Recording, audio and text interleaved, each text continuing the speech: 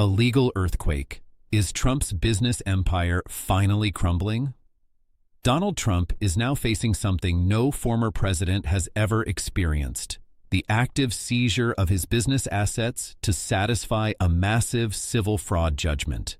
Federal marshals and court-appointed officials have begun the process of inventorying and valuing some of the most iconic properties associated with Trump's name, following a court ruling that rejected his emergency legal challenges in unusually blunt terms.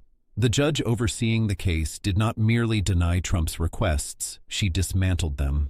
In a sharply worded opinion, she described his arguments as frivolous, legally baseless, and an insult to the integrity of the court. Legal analysts across the political spectrum have described the ruling as one of the most scathing judicial opinions ever issued against a former president. This moment represents far more than the loss of a few real estate holdings. It marks the potential unraveling of the Trump Organization's crown jewels, properties that have defined Trump's public image and business mythology for decades. How it started: the New York fraud case. This all stems from the civil fraud lawsuit brought by New York Attorney General Letitia James against Trump, his adult sons, and the Trump Organization. After a years-long investigation, James alleged that Trump repeatedly inflated property values to obtain favorable loans and insurance terms while simultaneously undervaluing those same properties for tax purposes. The discrepancies were not minor. According to court findings, Trump exaggerated the size of his Manhattan penthouse, dramatically overstated the value of Mar-a-Lago, and manipulated valuations across his real estate portfolio. In late 2023, the court found Trump liable for persistent and repeated fraud spanning decades. In February 2024, the judge entered a judgment exceeding $450 million, including interest, and ordered disgorgement of profits obtained through fraudulent conduct. Why the seizures are happening. Now, Trump immediately appealed the judgment. But under New York law, a defendant who wants to pause enforcement of a judgment during an appeal must post a bond covering the full amount plus interest, roughly $500 million in Trump's case. Trump's lawyers admitted they contacted more than 30 bond underwriters and insurers and failed to secure one willing to accept Trump's real estate as collateral. Financial institutions, faced with a court ruling that Trump had systematically lied about asset values, declined to take the risk. That failure triggered the next legal step: enforcement. When a judgment debtor cannot or will not post bond, courts are legally required to allow asset seizures. This is standard civil procedure. It does not reflect political targeting. It reflects unpaid liability.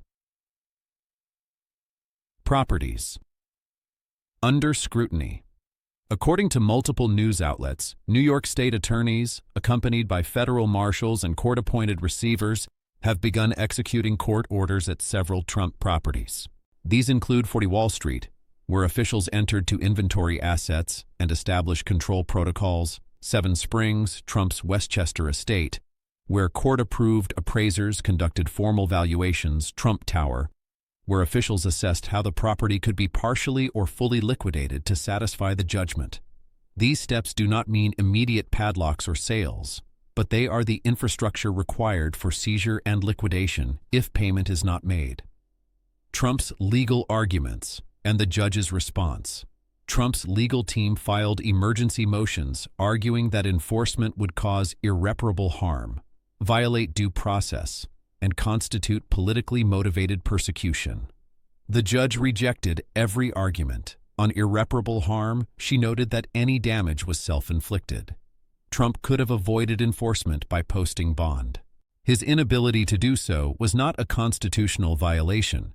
It was a financial reality. On due process, she explained that New York's bond requirement exists precisely to protect fairness by ensuring judgments are not rendered meaningless during appeals. Trump is free to appeal, but he is not entitled to delay payment without security. On political motivation, the judge was especially blunt. She wrote that claims of a coordinated political conspiracy involving the Attorney General and the courts were unsupported by evidence and offensive to the judicial system. Trump received a full trial, legal representation, and every procedural safeguard. Suggesting otherwise, she said, undermined public confidence in the rule of law.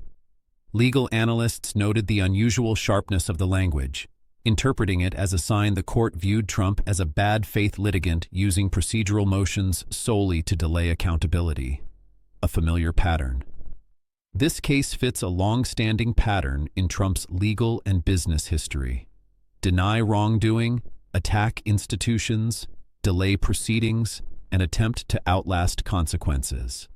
That strategy worked for decades when Trump was dealing with contractors and private litigants who lacked the resources to fight prolonged legal battles. It does not work against government entities with effectively unlimited resources. The same approach has appeared in Trump's responses to classified documents investigations, January 6th inquiries, and defamation judgments, often escalating his legal exposure rather than resolving it. The market's verdict. One of the most striking aspects of this case is the irony highlighted by the judge. Trump was found liable for fraud because he inflated asset values. Yet he now claims those same assets are so valuable that posting them as bond would cause irreparable harm. When asked to actually use them as collateral, no financial institution would accept them at his claimed valuations. As one legal analyst put it, the court issued its verdict, but the market confirmed it. Broader consequences. The immediate financial risks are substantial. Seizure of marquee properties could trigger loan defaults across Trump's portfolio, accelerating debts and potentially collapsing the Trump organization. Politically, the consequences are equally serious. Trump has built his political identity on being a successful businessman. Asset seizures tied to fraud judgments directly undermine that narrative. Images of court officials entering Trump properties are difficult to spin as mere persecution. Among Trump supporters, reactions are split. Some are calling for confrontation and resistance. Others are quietly acknowledging that the legal and financial problems are real and self-inflicted. Republican strategists are increasingly concerned about the damage to the party's credibility. Democrats, meanwhile, are largely letting the legal process speak for itself, believing the visuals and facts are more persuasive than political messaging. Why this matters. This case goes beyond Donald Trump. It tests whether the legal system can hold powerful, politically connected individuals accountable for financial fraud. If court judgments can be delayed indefinitely through bad faith litigation and political pressure, the rule of law itself erodes. So far, the courts have answered clearly. Fraud has consequences. Judgments must be paid. Political power does not create immunity. As the asset seizure process continues and appeals proceed without bond, the fate of Trump's business empire and the broader message about accountability in America remains very much in motion.